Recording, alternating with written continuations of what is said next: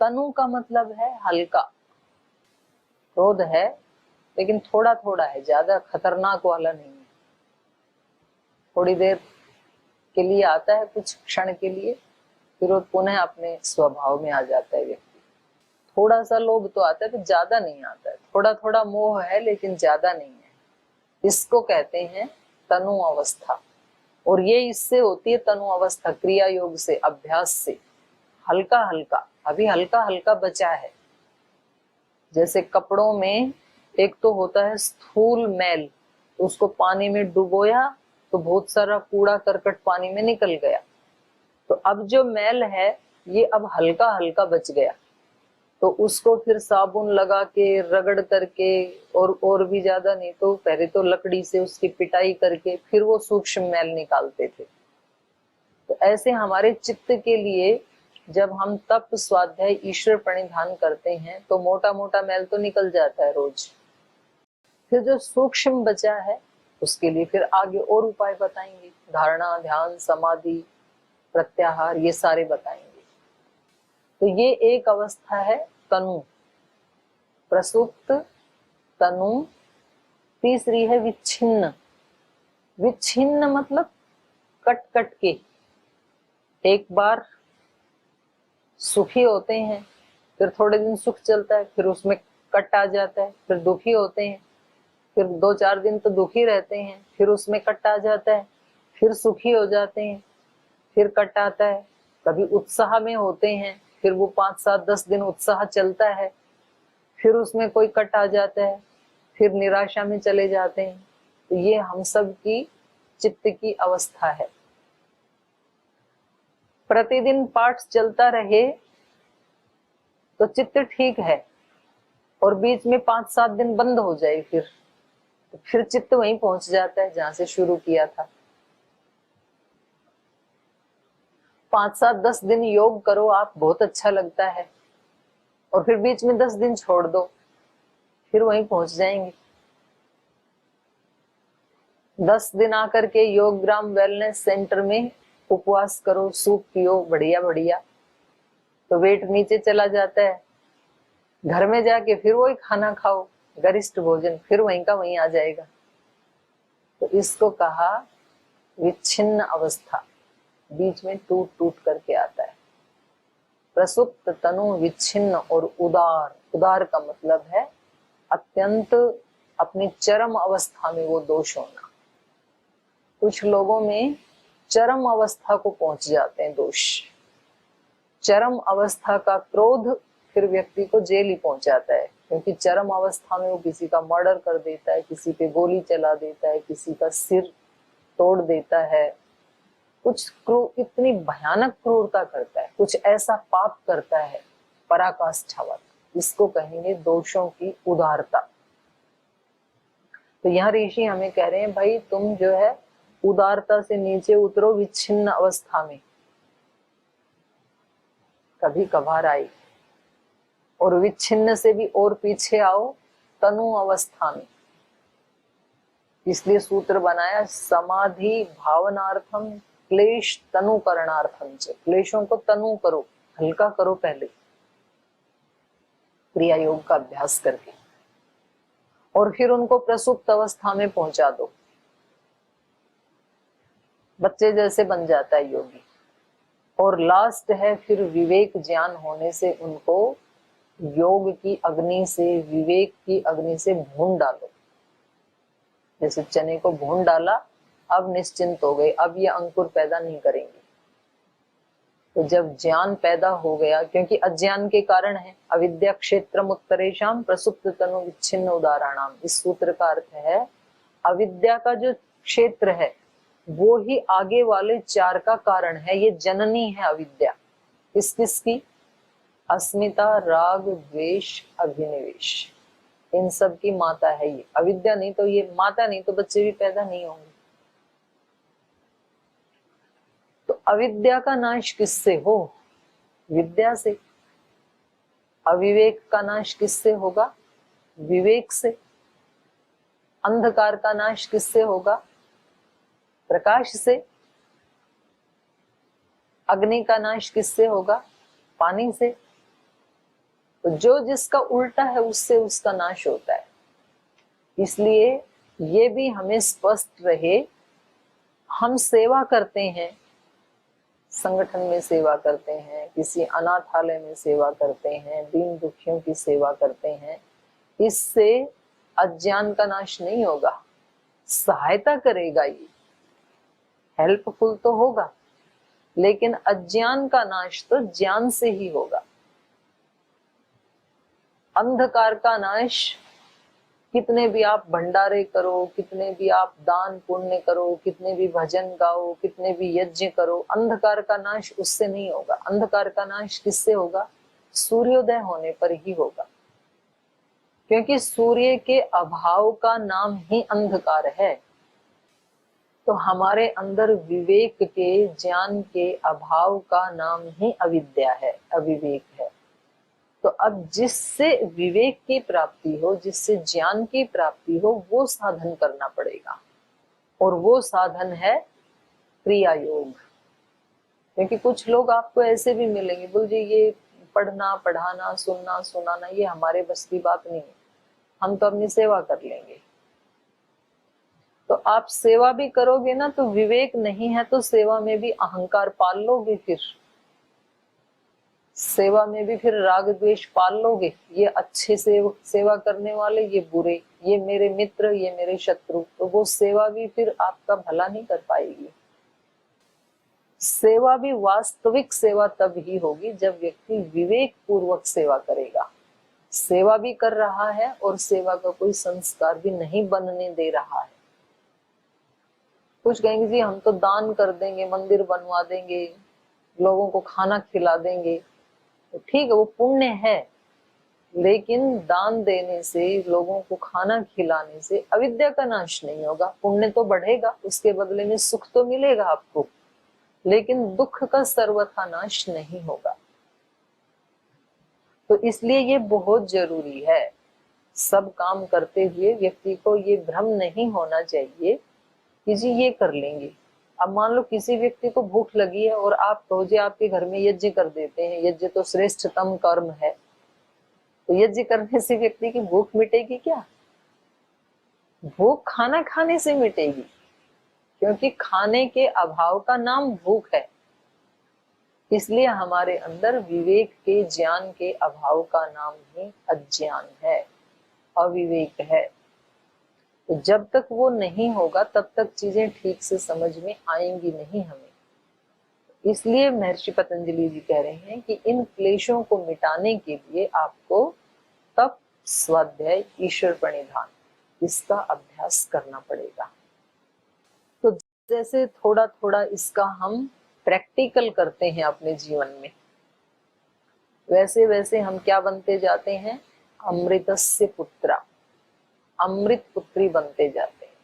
तो ये साधु संत जो हैं ये साक्षात अमृत पुत्र हैं, और ये अपने लिए भी जीवन का जो प्योर आनंद है वो साधु संत ही लेते हैं, सिद्ध महात्मा ही लेते हैं। मनुष्य जीवन का जो वास्तविक आनंद है वो केवल सिद्धों के हिस्से में आता है, संतों के हिस्से में ही आता है। बाकी तो शरीर के लेवल पे कुछ सुख सुविधाएं भोग करके अपने आप को भ्रमित कर लेते हैं कि मैं बहुत सुखी हूं। हो ही नहीं सकता है व्यक्ति सुखी, क्योंकि वो सुख तो जो है, जो सुख पायो राम भजन में, हरि भजन में, विवेक की स्थिति में, वो सुख ना ही अमीरी में, वो नहीं मिल सकता है साधनों से, और वो अज्ञान का नाश हुए बिना नहीं मिल सकता है। इसलिए अंदर के जो सूक्ष्म संस्कार हैं वो तो देखो जागरूकता से ही मिटेंगे। नहीं तो व्यक्ति कई बार क्या होता है, बोल जी हम तो दोषों को याद ही नहीं करेंगे। भाई आप याद ना करो, ये तो फिर ऐसे हो गया, बोल जी वो बिल्ली ना आंखें बंद कर लेती है, सॉरी कबूतर आंख बंद कर लेता है, तो बिल्ली आ गई मैं अपनी आंख बंद कर लेता हूँ, मेरे को बिल्ली दिख ही नहीं रही तो मेरा दुख मिट जाएगा। तो भाई कबूतर आंख बंद कर ले, बिल्ली ने तो आंख बंद नहीं की ना, तो वो तो आके गर्दन दबाई देगी, अपना काम कर देगी। तो हम कहते हैं कि जी हम तो ना दूसरे चिंतन में रहेंगे, हम तो इस दिन को याद ही नहीं करेंगे कि हमारे अंदर कोई दोष है, हम तो हमेशा कहेंगे हम बहुत अच्छे हैं। ये कहना अच्छी बात है, आप बहुत अच्छे हैं, लेकिन साथ में उसको हटाना भी पड़ेगा, नहीं तो मौका पाके वो बाहर आ जाएंगे। फिर दोष हमारे वो आलंबन मिलते ही अभिव्यक्त हो जाएंगे। कब हम लोभ युक्त हो जाएंगे, कब हम मोह से युक्त हो जाएंगे, कब हम निराशा से युक्त हो जाएंगे, वो तो आलंबन आएगा तब पता लगेगा ना। जब तक जीवन में सब कुछ ठीक चल रहा है तब तक तो हर व्यक्ति योगी है, समता में है। पर वास्तव में कितनी समता है, कितना योगी है, ये तब पता लगेगा जब जीवन में कोई प्रतिकूलता आएगी, और प्रतिकूलता कभी भी आ सकती है।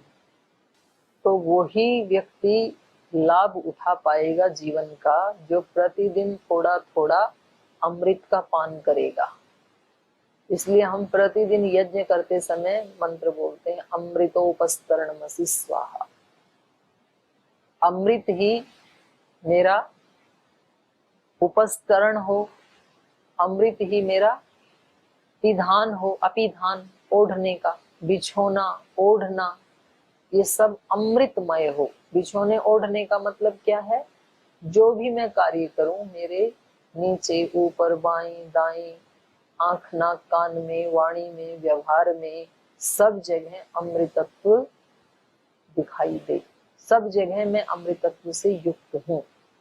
तो व्यक्ति अपने मन में जब हमेशा उस परम शक्ति से युक्त होता है ना, तो तब वो शहंशाहों का भी शहंशाह होता है। तब वो हमेशा देने के मोड में होता है दूसरे लोगों को। और जब वो इससे हट जाता है तो ईश्वर स्तुति प्रार्थना उपासना के जो 8 मंत्र हैं, उसका जो तीसरा मंत्र है उसमें आया, यस्य छाया अमृतम यस्य मृत्यु। उस परम पिता परमात्मा की छांव में रहना अमृत है, और यस्य मृत्यु, उससे दूर हटना ही मौत है। तो हम जब उसके सानिध्य में रहते हैं तो समझ लो अमृत के सानिध्य में। इसलिए कहा अमृतोपस्तरणमसि स्वाहा, अमृतापिधानमसि स्वाहा। अमृत की बहुत प्रार्थनाएं की हैं हमारे वेदों में, शास्त्रों में। असतो मां सतगमय, तमसो मां ज्योतिर्गमय, मृत्योर्मा अमृतम गमय। असत से मैं सत की तरफ बढ़ूं। असत का मतलब क्या, आप बोलोगे हम तो झूठ बोलते ही नहीं है, हम तो सत वाले ही हैं। तो वहां झूठ सच का नाम सत नहीं है। असतो मां सतगमय का अर्थ क्या है, शरीर इंद्रियां आदि ये असत हैं। असत मतलब अनित्य हैं, और हम अनित्य में ही उलझे हुए हैं।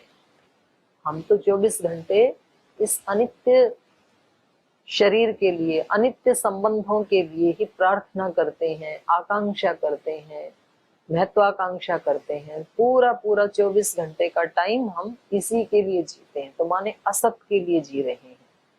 तो ऐसी कृपा करो भगवान, असतो माम, मुझे, माँ वहां पर अनुदात्त है, असतो मां सत गमय, सत की तरफ चलो मैं।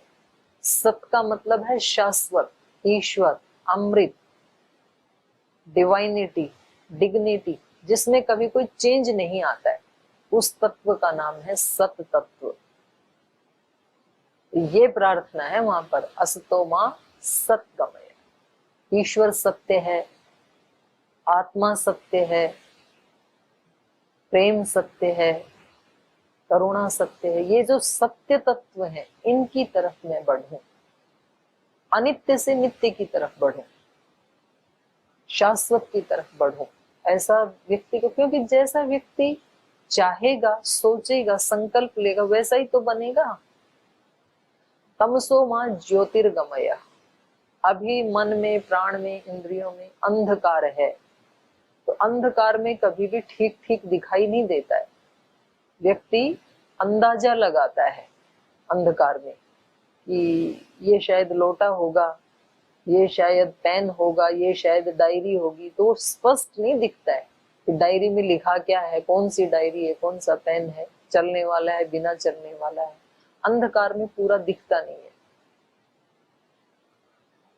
तो ये तमस का मतलब है कि जब तक विवेक नहीं है हमारे चित्त में, तब तक हमें ये संसार, इस संसार के संबंध, ये रिश्ते नाते, ये ठीक स्वरूप में दिखाई नहीं देते, जैसा इनका स्वरूप है वैसे दिखाई नहीं देते हैं, कुछ उल्टा पुल्टा दिखाई देता है।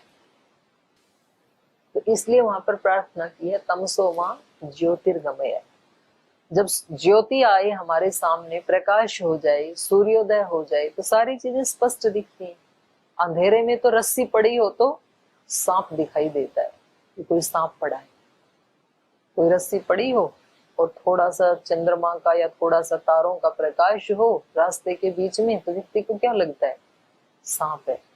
कोई ठूंठ खड़ा है, स्थाणु, उसको देख के लगता है कोई भूत बैठा है, कोई भूत खड़ा है। तो अंधकार में तो उल्टा सीधा ही दिखता है, लेकिन उसी समय प्रकाश, सुबह जब सूर्योदय हुआ, प्रकाश हुआ, तो वहीं उस स्थान पे जाके व्यक्ति ने देखा कि ये तो रस्सी थी जिसको मैं रात में सांप समझ रहा था, ये तो अभी भी पड़ी है और मैं इससे कितना डर रहा था। तब व्यक्ति को लगता है कि ये तो सूखे हुए वृक्ष का कोई ठूंठ है जिसको मैं भूत समझ रहा था। तो अब इसका भय चला जाता है प्रकाश में। तो इसलिए वहां पे प्रार्थना की है तमसो मां ज्योतिर्गमय, मृत्यु और मां अमृतम गमय। प्रभु मुझे मृत्यु से अमृतत्व की तरफ ले चलो। तो मृत्यु का अर्थ भी यही है, दोष, क्लेश की स्थिति, दोषों की स्थिति, अनित्य को नित्य मानने वाले अविवेक की स्थिति।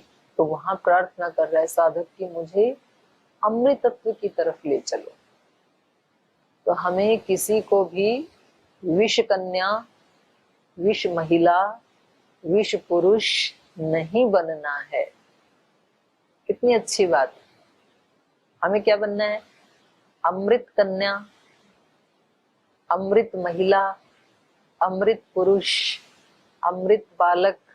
और वेद भी इसकी पुष्टि कर रहा है, अमृतस्य पुत्रा वयम, हम अमृत के पुत्र हैं। तो ये बताया यहाँ पर अविद्या अस्मिता राग द्वेष अभिनिवेश पंचक्लेशाः अविद्या क्षेत्रम उत्तरेषाम प्रसुप्त तनु विच्छिन्न उदाहरणाम। तो जो अमृत से युक्त हो गया वो फिर सबके लिए और अपने लिए भी अत्यंत सुखदायी हो गया। फिर इसका स्वरूप बताते हैं अविद्या का क्या है। अनित्य सूचि दुखानात्म सुनित्य सूचि सुखात्म ख्याति अविद्या। पांचवा सूत्र है अनित्य, जो मैंने अभी बताया। अनित्य चीजें, अनित्य क्या है? शरीर अनित्य है, पता नहीं कब समाप्त हो जाए। अशुचि, जो पवित्र चीजें नहीं है।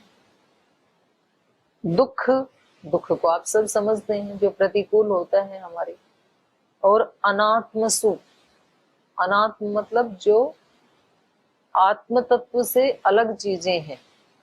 शरीर, इंद्रियां, घटपट आदि जितनी भी वस्तुएं आत्मा से अतिरिक्त, उन सब में अनित्य को नित्य समझना। शरीर अनित्य है, संबंध अनित्य हैं, रिश्ते नाते अनित्य हैं, और इनके साथ व्यक्ति कैसा व्यवहार करता है? नित्य जैसा।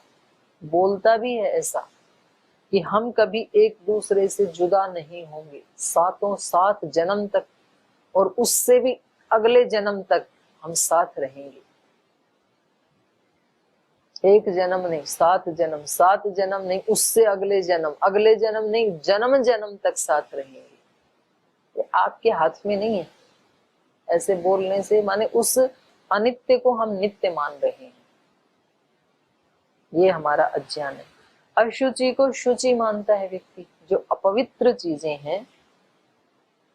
अब ये खाने पीने से लेकर के, विचार से लेकर, भावना से लेकर व्यवहार तक सब में घटित होगा। जो अभक्ष्य पदार्थ हैं, अशुचि हैं, अपवित्र हैं, उसको व्यक्ति पवित्र मान के खाता है। नॉनवेज क्या है? अपवित्र। Pizza, burger, fast food, junk food क्या है? ये अपवित्र। उनको खाते कैसे हैं? पवित्र मान करके। अपवित्र पदार्थों को पवित्र समझता है, अपवित्र वस्तुओं को पवित्र मानता है। आज संसार में जितना भी भोग का और जो क्या कहेंगे, दुराचार व्यभिचार का जो तांडव हो रहा है वो किसके कारण हो रहा है? शरीर के अत्यंत अपवित्र अंगों को पवित्र मान के उसकी वासना के लिए, उसके भोग के लिए व्यक्ति अपने जीवन को तबाह कर रहा है। यह है अशुचि को शुचि मानना। शुचि माने पवित्र, अशुचि माने अपवित्र। जो अपवित्र चीजें हैं, अपवित्र भोजन है, अपवित्र भावनाएं हैं, किसी के बारे में किसी ने हमारा कोई बुरा किया, मानो अपमान किया या हमारा कुछ चुराया, अब वो उस व्यक्ति ने अपने दोष के कारण किया, अब हम भी उसके प्रति बदले की भावना रखते हैं अपने मन में। ये क्या है? अपवित्र भावना है, ये पवित्र भावना नहीं है। और हम क्या सोचते हैं, मैं भी कोई कम नहीं हूं, इसको दिखा दूंगी समय आने पे, तो लगता है कि बड़ा बहादुरी का काम कर रही हूं मैं। तो यह है अपवित्र को पवित्र मानना। अपवित्र व्यवहार, अपवित्र भावनाएं, अपवित्र विचार, व्यक्ति पहले अपवित्र विचार लाता है अपने मन में कि इसने बुरा किया ना मेरा, अब इसको देखो मैं क्या क्या दिखाता हूँ, क्या क्या करता हूँ, इसको कहाँ कहाँ फंसाता हूँ। यह क्या है? अपवित्र विचार। और इसको कैसे करता है व्यक्ति? पवित्र मान के, जैसे तो कोई बहुत बड़ा कार्य कर रहा है व्यक्ति, ऐसा सोच के करता है। अनित्य, अशुचि, दुख, दुख में सुख मानता है। दुखदाई क्या है? आलस्य, प्रमाद, अज्ञान, उसको आदमी सुख मानता है। बोलते आप लोग सेवा के लिए घूमते हो इधर उधर, हम तो अपने घर में आराम से बैठे हैं। ये आराम से बैठना दुखदाई है, जिसको हमने सुखदाई मान लिया। व्यक्ति कहता है जी छुट्टी के दिन तो मैं 8 बजे उठती हूँ, 8 उठता हूँ, और उस दिन योग से भी छुट्टी, उस दिन स्वाध्याय से भी छुट्टी, सब चीजों से छुट्टी। ये दुखदाई है, प्रमाद का संस्कार बन रहा है, सुखदाई नहीं है ये। इसको सुखदाई मानता है। किसी किसी व्यक्ति को विश्राम करके परम आनंद मिलता है, और किसी किसी व्यक्ति को परम पुरुषार्थ सेवा करके परम विश्राम मिलता है। उसको सुहाता ही नहीं है विश्राम, हमारे पूज्य गुरुदेव जैसी जो आत्माएं। तो ये है दुख को सुख मानना और सुख को दुख मानना। ध्यान करना बहुत सुखदाई है, प्राणायाम करना सुखदाई है, प्रत्याहार सुखदाई है, इसको व्यक्ति दुखदाई मानता है। अरे ये गुरुकुल वाले रोज 4 बजे उठ जाते हैं, कितना दुखदाई है। हम देखो घर में आराम से 7 बजे तक सोते हैं, ये कितना सुखदाई। उल्टा है ये। अविद्या के कारण जो सुखदाई चीजें वो दुखदाई दिख रही हैं, दुखदाई चीजें सुखदाई दिख रही हैं। बोलिए इनका भी कोई जीवन है ना? कोई अच्छा मिर्च मसाले का खाना खाते हैं, ना अच्छे कपड़े पहनते हैं, सुबह सुबह उठ जाते हैं। हमारा देखो कितना सुखी जीवन है। 10 साल के बाद बात करना भाई साहब, कौन सा सुखी जीवन था और कौन सा दुखी था। वो लगभग 50 साल की उम्र में पहुंचते पहुंचते सच्चाई सामने आ जाती है, और कभी कभी तो पहले भी आ जाती है। तो इसका नाम अविद्या है। महर्षि पतंजलि जी ने बड़ी कृपा करके हमारे को बता दिया कि हम अनित्य वस्तुओं को नित्य मानते हैं, अपवित्र को पवित्र मानते हैं, दुख को सुख मानते हैं, और अनात्मसु आत्मख्याति, जो अनात्म वस्तुएं हैं। अनात्म मतलब आत्मा से रहित, जैसे शरीर आत्मा से रहित है तो उसको हम क्या मानते हैं? चेतन जैसे मानते हैं। मैं सुखी हूं, मैं दुखी हूं, फिर उसी के लिए प्रयास करता है। तो अनात्म में आत्म की ख्याति, आत्म का भाव, इसका नाम अविद्या है। तो ये अविद्या सब का मूल कारण है। जब तक ये रहेंगी हमारे अंदर, तब तक हमारे पास राग भी आएगा, द्वेष भी आएगा, अस्मिता भी रहेगी, अभिनिवेश भी रहेगा। अभिनिवेश का मतलब है मरने का भय। एक तो हम लोग हैं कि हमें मरने का कितना भय लगता है, और एक तो संत महात्मा है, महर्षि दयानंद हैं, जिन्होंने देखा अब ये शरीर को 16वीं बार जहर दिया गया, तो अब ये सेवा के लायक नहीं रहा, तो अपनी इच्छा से मंत्र पाठ, वेद के मंत्रों का उच्चारण करके शरीर को छोड़ दिया। गुरु नानक देव हैं, मीराबाई है, कितने ऐसे संत महात्मा हैं जिन्होंने अपनी इच्छा से इस शरीर को छोड़ दिया। हम रामायण में देख रहे हैं, श्री राम जिनके पास जाते हैं, एक ऋषि हैं शरभंग ऋषि, बोल जी बस मैं आपके दर्शन के लिए रुका हुआ था, आपके दर्शन हो गए आज, अब मैं शरीर छोड़ रहा हूँ। अपनी इच्छा से छोड़ दिया। जब श्री राम उनके आश्रम में गए तो वो यज्ञ कर रहे थे। जो व्यक्ति को खांसी नहीं, जुकाम नहीं, बुखार नहीं, कोई कष्ट नहीं, पीड़ा नहीं, आराम से यज्ञ कर रहा है, और देखा कि अब श्री राम आ गए, बोले बस अब जीवन का प्रयोजन पूरा हो गया, तो आगे उनको जाना था सुतीक्ष्ण ऋषि के आश्रम में। तो बोले वहां जाने से पहले आपसे निवेदन है कि बस मैं इस शरीर को छोड़ दूं। राम लक्ष्मण देखते रह गए और उसने योग विद्या से अपने शरीर को उस समय अदृश्य कर दिया। किसी को अंत्येष्टि करने की भी जरूरत नहीं है, ऐसी ऐसी विद्याएं योग में है। ये जो हमें दिखाया जाता है ना, आधा तो असत्य बताया जाता है हमें कि श्री राम ने सरयू में डूब के शरीर छोड़ा, नहीं छोड़ा, उन्होंने अपनी इच्छा से शरीर छोड़ा। कृष्ण किसी शिकारी के बाण से आहत होकर के नहीं मरे, अपनी इच्छा से शरीर छोड़ते हैं ये योगी। कैसे, क्यों छोड़ते हैं, कैसे छोड़ते हैं? वो शरीर से जो प्राप्त करना था वो प्राप्त कर लिया, तो अब इससे बाहर निकल के परमात्मा के आनंद में रहेंगे। इसमें क्यों रहेंगे? क्योंकि शरीर की बाउंड्रीज तो हैं ही। आप रेल में या प्लेन में, ट्रेन में यात्रा करते हैं तो जैसे ही आपका स्टेशन आता है उससे पहले अपना झोला हाथ में उठा लेते हो आप कि अब उतरना है अभी। तो उतरते समय कष्ट होता है क्या कोई? बिल्कुल नहीं होता। क्यों नहीं होता? डेस्टिनेशन आ गया, यहीं के लिए, यहाँ तक के लिए तो इस प्लेन का प्रयोग करना था, यहाँ तक की ट्रेन का प्रयोग करना था। अब यदि कोई उस ट्रेन में बिठाए जबरदस्ती तो कष्ट होगा। अभी हमें उतरने दो, हमारा तो डेस्टिनेशन आ गया। हमें दुख क्यों होता है, मृत्यु से क्यों भय लगता है? क्योंकि हमने इस शरीर को प्राप्त करके जो कर्म करना था, जो सुख प्राप्त करना था, जो अविद्या अज्ञान का नाश करना था, वो किया नहीं अभी। तो इसलिए हमें भय है ये कहीं छूट ना जाए। तो ये जो भय है हमेशा शरीर के छूटने का, संसार के छूटने का, संबंधों के छूटने का, इसको कहते हैं अभिनिवेश क्लेश। और यहाँ व्यास ऋषि ने व्यास भाष्य में बताया कि ये दुख जैसे किसी अनपढ़ व्यक्ति को होता है वैसे विद्वान को भी होता है। विद्वान का मतलब यहाँ पर शब्द ज्ञान वाला। जैसे मैं आपको शब्द पढ़ के सुना रही हूं, लेकिन मैंने योगाभ्यास करके उस विवेक को प्राप्त तो नहीं किया। तो अभी यदि भूकंप आए तो पाठ छूट जाएगा, तब पता लगेगा। अभी तो मैं पढ़ के सुना रही हूं ना। तो ये विद्वानों को भी ये भय वैसे ही सताता है जैसे सामान्य व्यक्ति को सताता है। तो यहाँ कहने का अभिप्राय महर्षि पतंजलि जी का ये है कि इन पांचों क्लेशों से वही व्यक्ति मुक्त हो पाएगा जो इसका प्रैक्टिकल करेगा, अभ्यास करेगा। दिन भर के जीवन में अभ्यास करेगा, वो छूट जाएगा। तो 7 बज गए, आपको अभी खाना वाना बनाना पड़ेगा आज, क्योंकि आपके कर्म योग का समय हो गया। लेकिन खाना भी क्रिया योग के साथ बनाना।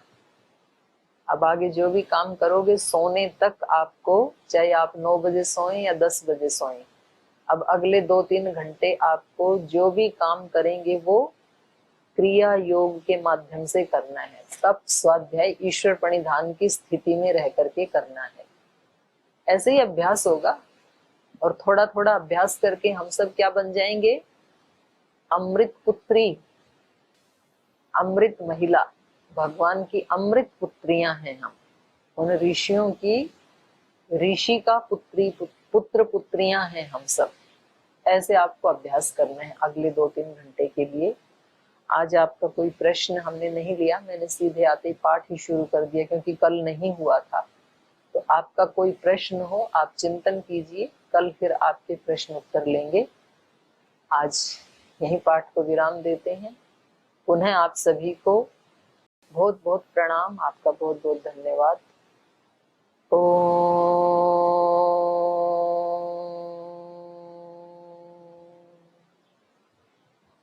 शांति शांति शांति। श्री परमात्मने नमः। श्री गुरुभ्यो नमः। सर्वेभ्यो नमः।